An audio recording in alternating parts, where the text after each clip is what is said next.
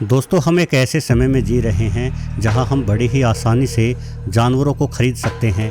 कुत्ते बिल्लियों से लेकर गाय भैंसों तक को बड़े पैमाने पर खरीदा और बेचा जाता है। कोई इन जानवरों को पालने के लिए तो कोई इनसे व्यापार करने के लिए इन्हें खरीदता बेचता है। सिर्फ इतना ही नहीं बल्कि कई बार कुछ धार्मिक अनुष्ठानों के लिए, कुर्बानी या बलि देने के लिए भी जानवरों की बड़े पैमाने पर खरीद फरोख्त होती है और हमें ये सब बिल्कुल ही सामान्य लगता है। लेकिन क्या आप जानते हैं कि मात्र 100 से 200 वर्षों पहले तक सिर्फ जानवरों को ही नहीं बल्कि इंसानों को भी खरीदा और बेचा जाता था, इंसानों को गुलाम बनाकर रखा जाता था। तो चलिए आज के वीडियो को आगे बढ़ाते हैं और एक ऐसी ही सच्ची कहानी के बारे में जानते हैं जिस कहानी में बिकने वाले भी इंसान थे और उन्हें खरीदने वाले भी इंसान। चैनल को सब्सक्राइब कर लीजिएगा और वीडियो से अंत तक जरूर जुड़े रहिएगा। दोस्तों, ये कहानी है जेम्स की, जिनका पूरा नाम जेम्स रेले था। जेम्स का जन्म वर्ष 1777 को अक्टूबर महीने में मिडल टाउन वर्तमान अमेरिका में हुआ था। उनका शुरुआती जीवन कड़े संघर्षों में गुजरा। जेम्स के पिता जेम्स को पढ़ाना चाहते थे, जिसके लिए वो पिता अन्य किसानों के खेतों में मजदूरी भी करते थे।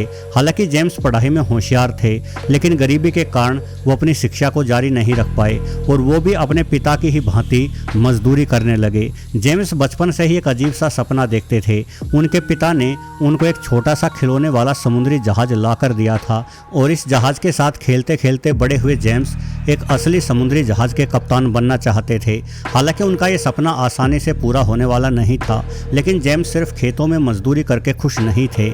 इसलिए केवल 12 साल की आयु में ही वो अपने सपने को पूरा करने को निकल पड़े। किस्मत ने साथ दिया और जेम्स को एक समुद्री मालवाहक जहाज पर केबिन बॉय की नौकरी मिल गई। वैसे केबिन बॉय का ओहदा किसी भी जहाज पर सबसे तरले दर्जे का होता है। एक केबिन बॉय को कई तरह के कार्य करने होते हैं, मसलन उसे भोजन परोसने से लेकर झाड़ू पोछे जैसे तमाम मेहनत भरे कामों से गुजरना होता है। जेम्स ने अपनी मेहनत और सीखने की काबिलियत से जहाज के मालिकों को बड़ा ही प्रभावित किया, इसलिए हर साल उसकी तरक्की होने लगी। और कमाल की बात यह थी कि कई पदों से गुजरते हुए करीब 8 सालों की मेहनत के बाद मात्र 20 वर्ष की आयु में जेम्स को एक छोटे जहाज का कप्तान बनने का अवसर भी प्राप्त हो गया। हालांकि इन 8 वर्षों में जेम्स ने बेहद ही अधिक संघर्ष किया होगा, लेकिन जेम्स के उस संघर्ष की व्याख्या में हम नहीं जाते, क्योंकि इस कहानी का मुख्य हिस्सा कुछ और ही है। एक कप्तान के तौर पर जेम्स की शुरुआत दमदार रही। उनके दोस्त उन्हें लकी कैप्टन के नाम से पुकारने लगे, क्योंकि जेम्स हर बार खराब मौसम से लेकर अन्य सभी बुरी परिस्थितियों से बड़े ही अनोखे ढंग से बचकर आ जाते थे। उन्होंने कई बार समुद्री डाकुओं का सामना किया। एक बार तो फ्रांस में जेम्स के जहाज तक को गैर कानूनी माल ढोने का इल्जाम लगाकर जब्त कर लिया गया था, किंतु जेम्स किसी न किसी तरह से जुगत भिड़ाकर हर जगह से सफलतापूर्वक बचकर वापस आ जाते। जेम्स की शानदार किस्मत को ही देखते हुए उन्हें एक बड़े जहाज का कप्तान बनने की जिम्मेदारी सौंपी गई। इस जहाज का वजन 220 टन था और ये भारी मात्रा में माल ले जा सकता था। कॉमर्स ऑफ हार्टफोर्ड नामक ये जहाज 6 मई 1815 को अमेरिका के पूर्वी तट से न्यू ऑरलियंस के लिए रवाना हुआ। इस जहाज पर कप्तान जेम्स के साथ साथ 10 अन्य क्रू मेंबर भी सवार थे। किसे पता था कि इस जहाज के साथ लकी कैप्टन के नाम से विख्यात हो चुके जेम्स का बुरा दौर शुरू होने वाला है। दोस्तों, सर्दियों के दिन थे और जहाज का सफर शुरू होते ही घना कोहरा छा गया। कोहरा इतना ज्यादा था कि कुछ भी देख पाना मुमकिन नहीं हो पा रहा था। हालांकि जेम्स फिर भी धीमी गति से जहाज को आगे बढ़ाते रहे। 5 दिन बीत जाने के बाद भी कोहरा नहीं छटा और अब जहाज पूरी तरह से एक अनजाने पथ पर था। लाख कोशिश करने पर भी जेम्स ये समझ नहीं पा रहे थे कि वो किस ओर जा रहे हैं, लेकिन इस कोहरे के मध्य में न रुका जा सकता था और न ही आगे बढ़ना मुमकिन हो रहा था। आखिरकार 5वां दिन बीतने के साथ ही जहाज झटके खाने लगा। जेम्स समझ गए कि वो किसी किनारे के नजदीक हैं, इसलिए कोहरा छटने तक उन्होंने इसी किनारे पर जहाज को थामे रखने का फैसला किया और जहाज का लंगर नीचे गिरा दिया। लेकिन इससे पहले कि जहाज लंगर के सहारे रुक पाता, किनारे के नज़दीक उथले पानी के रेत में जेम्स का जहाज फंस गया। असल में एक बड़ा जहाज किनारे तक नहीं जा सकता, क्योंकि उसे तैरने के लिए गहरा पानी चाहिए होता है। इसलिए क्रू मेंबर्स ने जहाज में मौजूद नाव को नीचे उतारा और इस नाव पर सवार होकर वो सब किनारे की ओर बढ़ चले। ये लोग खुद को भाग्यशाली महसूस कर रहे थे, क्योंकि 5 दिनों तक समुद्र में भटकने के बाद आज वो पहली बार किनारे की ओर जा रहे थे। तट की तरफ जाने का यह सफ़र काफ़ी लंबा रहा, इसलिए जब वो सभी लोग अंततः समुद्री तट पर पहुंचे तो उनमें से कई थकावट के कारण भूमि पर गिर पड़े। खैर उस रोज रात हो चुकी थी, इसलिए जेम्स के साथ साथ क्रू मेंबर्स के अन्य सदस्य भी थके होने के कारण समुद्री किनारे पर रेत में ही पसरकर सो गए या कहिए कि बेहोश हो गए। सुबह सूर्य उगने के साथ ही जेम्स की आंखें खुली। उन्हें आज कोहरा और दिनों के मुकाबले काफ़ी कम लगा। यहाँ तक कि समुद्र में खड़ा उनका जहाज भी दिखाई दे रहा था। तब ये काले रंग का बूढ़ा व्यक्ति समुद्र के किनारे टहलता हुआ दिखाई दिया।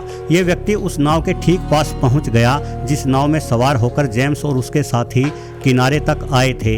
व्यक्ति नाव में मौजूद कपड़े आदि उठाने लगा। जेम्स को इस व्यक्ति से मदद की उम्मीद थी, परंतु ये व्यक्ति तो चोरी कर रहा था, इसलिए जेम्स उस व्यक्ति को आवाज़ देते हुए उसकी ओर बढ़ चला। जब जेम्स करीब आया तो उसने देखा कि यह बूढ़ा व्यक्ति शायद अरबी मूल का लग रहा था। उन दिनों अरबी लुटेरों के बारे में जेम्स ने कई खौफनाक किस्से सुन रखे थे, इसलिए जेम्स बड़ी ही सावधानी से उस व्यक्ति के निकट आए। जेम्स इशारों में व्यक्ति से मदद मांगने लगा, लेकिन उस बूढ़े व्यक्ति ने जेम्स की ओर कोई ध्यान नहीं दिया, बल्कि वो चुपचाप नाव से सामान उठाता रहा। कुछ ही पलों में यह बूढ़ा व्यक्ति जितना सामान अपने साथ ले जा सकता था उतना लिया और वापस दूसरी दिशा में चला गया। जेम्स की नाव क्षतिग्रस्त थी, इसलिए जेम्स ने भी उस व्यक्ति की ओर से ध्यान हटाकर अपने साथियों को जगाया और सबने मिलकर नाव की मरम्मत शुरू कर दी। लेकिन जल्द ही लोगों ने पाया कि वह बूढ़ा व्यक्ति तेज गति लिए वापस दोबारा से उनकी ओर आ रहा था और अब की बार उस बूढ़े के साथ कई लोग और थे।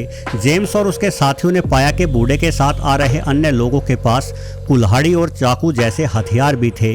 अब जेम्स समझ गया कि इन लोगों से उलझने का मतलब सीधे तौर पर मौत को गले लगाना ही है, इसलिए जेम्स ने अपने साथियों को तेजी से नाव पर सवार होने को कहा और वो सब लोग जल्दी जल्दी चप्पू चलाकर नाव के जरिए समुद्र में मौजूद अपने जहाज की ओर लौटने लगे। हालांकि इन हमलावरों ने हाथ हिलाकर जेम्स और उसके साथियों को रुकने को कहा। वो सब जेम्स की ओर ही हाथ हिला रहे थे, शायद वो समझ चुके थे कि जेम्स इस ग्रुप का मुखिया है। हमलावर जेम्स को शांत रहने और ना डरने का इशारा कर रहे थे। वो जेम्स को अपनी ओर बुला रहे थे और समझाने की कोशिश कर रहे थे कि वो सब शांति चाहते हैं और मदद करने को ही आए हैं। अब जेम्स को तो इसी मदद की आस थी, इसलिए उन्होंने अपने साथियों को नाव वापस किनारे की ओर ले जाने के लिए चप्पू चलाने का आदेश दिया। किंतु जेम्स एक बुद्धिमान और जिम्मेदार व्यक्ति था। उन्होंने किनारे से काफी दूर नाव को रोका और अपने एक साथी जिसका नाम एंटोनियो था के साथ तैरते हुए किनारे की ओर आए। जेम्स चाहते थे कि पहले वो दोनों लोग जाकर इन हमलावरों से बात करें, लेकिन जैसे ही जेम्स और एंटोनियो किनारे पर पहुंचे, हमलावर लोगों ने उन पर धावा बोल दिया। जाहिर है कि इन हमलावर लोगों द्वारा उन्हें बुलाना और मदद का आश्वासन देना एक प्रकार की चाल थी। खुद को 20 से भी अधिक दुश्मनों से घिरा हुआ पाने पर जेम्स समझ गए कि उनकी जान बचना मुश्किल है, इसलिए उन्होंने हमलावरों को लालच दिया और कहा कि मेरे पास बहुत सारा सोना है जो कि मेरे जहाज में रखा हुआ है। यदि मुझे यहाँ से जाने दिया जाता है तो मैं सारा सोना आपको दे दूंगा। हालांकि जेम्स के जहाज पर ऐसा कोई कीमती सामान नहीं था। इन हमलावरों को बातों में लगाकर जेम्स ने एंटोनियो की ओर इशारा किया और वो दोनों तेजी से समुद्र में अपनी नाव की ओर भाग निकले। लेकिन इस दौरान एंटोनियो का पांव फिसल गया और वो समुद्री किनारे पर ही गिर गया, जहां हमलावरों में से एक व्यक्ति ने तुरंत एंटोनियो की छाती में भाला घोंप दिया, जिससे मौके पर ही एंटोनियो की मृत्यु हो गई। ये बड़े ही आश्चर्य की बात थी कि हमलावर समुद्र में घुसकर जेम्स और उनके अन्य साथियों को पकड़ने की कोशिश नहीं कर रहे थे। शायद ऐसा वो किसी अंधविश्वास की वजह से ना कर रहे हों, क्योंकि प्राचीन समय में कई हमलावर कबीलों द्वारा कुछ विशेष दिनों में समुद्र में घुसना अनुचित माना जाता था। दोस्तों, इन हमलावरों के समुद्र में ना घुसने के अंधविश्वास के कारण एंटोनियो को छोड़कर जेम्स और उसके बाकी के साथी अपनी जान बचाने में कामयाब रहे। इन लोगों का जहाज रेत में फंसा हुआ था, इसलिए वो अपनी नाव के सहारे ही अनजान समुद्र में अनजान पथ पर बढ़ चले। सबसे बड़ी विडंबना ये थी कि जेम्स और उसके साथियों को ये तक नहीं पता था कि आखिर वो है कहाँ। हालांकि मैं आपको बता दूं कि जेम्स अपने साथियों सहित अफ्रीका के मोरक्को देश में पहुंच गए थे, जहां की रेत सहारा मरुस्थल का हिस्सा थी। सहारा मरुस्थल पूरे अमेरिका देश जितना ही विशालकाय है और इसके किनारों से पीछा छुड़ाना आसान नहीं होता। कई दिनों तक समुद्र में अपनी नाव के सहारे भटकते हुए जेम्स और उनके 9 साथी इसी सहारा मरुस्थल के एक अन्य किनारे पर जा पहुंचे। दूर तक फैली रेत को देखकर अब जेम्स को भी अंदाजा हो गया था कि वो है कहाँ। उन्होंने ऐसे कई किस्से सुन रखे थे जिनके अनुसार रेत में रहने वाले कबीलाई लोग बाहरी इंसानों को अपना गुलाम बनाकर रखते हैं। इसलिए नए तट पर पहुंचने के बाद जेम्स और उनके साथी मन ही मन ईश्वर से प्रार्थना कर रहे थे कि इस बार उनका सामना किसी हमलावर कबीले से ना हो। किंतु सहारा मरुस्थल खुद ही एक भयानक हमलावर है। 50 डिग्री सेल्सियस के करीब का तापमान और शरीर को जला देने वाली भयंकर धूप जेम्स और उसके साथियों से बर्दाश्त नहीं हो रही थी। वो लोग भूखे प्यासे इस रेत पर भटकते हुए हिम्मत हार गए और अब तो ये सभी चाहते थे कि कोई मददगार नहीं मिलता तो कोई हमलावर कबीला ही मिल जाए ताकि वो सब उन हमलावरों के गुलाम बनकर कम से कम भोजन पानी तो ग्रहण कर सकें। 3 दिनों तक रेत में भटकने के बाद एक रोज दूर स्टेज पर जेम्स के एक साथी ने ऊंटों के काफिले को अपनी ओर आते हुए देखा। इस काफिले के करीब आने के बाद जेम्स ने काफिले के सरदार से मदद की गुहार लगाई और सरदार से खुद को अपने अन्य साथियों सहित खरीदने को कहा। जेम्स और उसके सहायक किसी वस्तु की भांति खुद को सिर्फ भोजन और पानी के बदले में बेचने को तैयार थे और ये सौदा कबीले के सरदार को पसंद आया। कबीलाई लोगों ने जेम्स और उसके साथियों को आपस में बांट लिया और उन्हें अपने अपने घरों की ओर ले गए, जहां जेम्स और उसके साथियों के साथ उम्मीद से कहीं अधिक बुरा सलूक किया गया। उन्हें सिर्फ इतना ही भोजन दिया जाता जिससे वो मात्र जिंदा ही रह सकें। दिन भर धूप में काम कराया जाता, जरा सी गलती होने पर बुरी तरह से पीटा जाता और धूप में खड़ा होने को मजबूर किया जाता। पानी के स्थान पर ये कबीलाई लोग जेम्स और उसके साथियों को ऊंट का मूत्र पीने को देते थे और उन सबको जमीन पर फेंका हुआ भोजन ही उठाकर खाना पड़ता था। अंततः इस बुरी यातना से प्रताड़ित होकर वो लोग एक एक करके मारे जाने लगे। हालांकि जेम्स बहुत ही सख्त जान था। करीब 8 महीनों तक वो इन कबीलाई लोगों के साथ रहा और इस दौरान वो इनकी भाषा को काफ़ी हद तक सीख गया। एक रोज़ कबीलाई लोगों की बातचीत के जरिए जेम्स ने जाना कि दूर किसी शहर में ब्रिटिश व्यापारियों ने अरब के लोगों के साथ व्यापार करने हेतु अपना एक वाणिज्य कार्यालय स्थापित किया है। इन ब्रिटिश लोगों के आगमन के कारण जेम्स के मन में खुद के बचाव की एक उम्मीद जागी। उसने अपने मालिक से कहा कि उसे उस ब्रिटिश कार्यालय में ले जाकर सौंप दिया जाए। वहां से एक बार अपने घर संपर्क करने के बाद वो अपने मालिक को ढेर सारे रुपयों का भुगतान कर देगा। किंतु जेम्स की बात उसके मालिक ने नहीं मानी। उल्टा जेम्स की बुरी तरह से पिटाई कर दी गई, परंतु जेम्स ने हिम्मत नहीं हारी।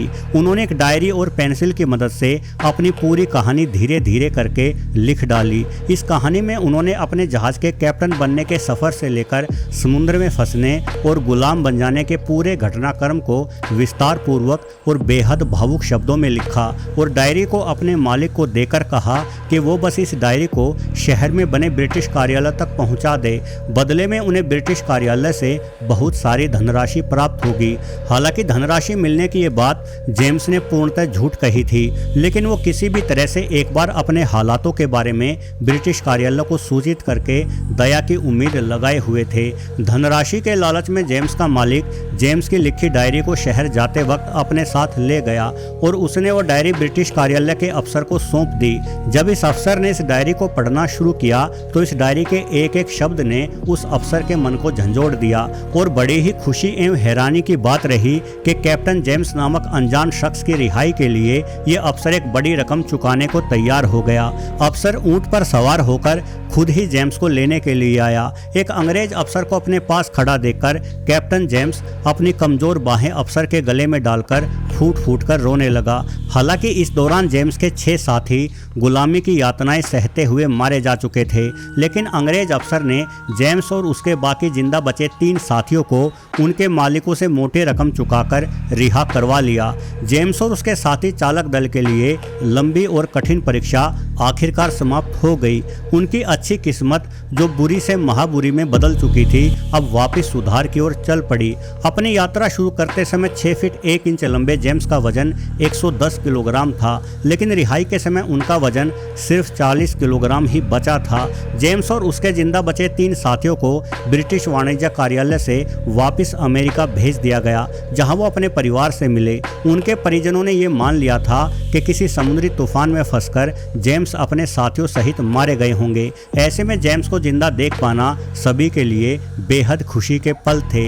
इस पूरे घटनाक्रम के बाद अगले करीब 24 वर्षों तक जेम्स अपने परिवार के साथ खुशी खुशी रहे और अंततः वर्ष 1840 में किसी अनजान बीमारी के कारण उनकी मृत्यु हो गई। बहरहाल जेम्स और उसके साथियों की सच्ची कहानी ने आपके दिल को भी छुआ हो तो ऐसी ही और भी सच्ची घटनाओं के बारे में जानने के लिए सब्सक्राइब बटन दबाकर इस चैनल से अवश्य जुड़े रहें। फिलहाल इस वीडियो से अंत तक जुड़े रहने के लिए आपका बहुत बहुत धन्यवाद।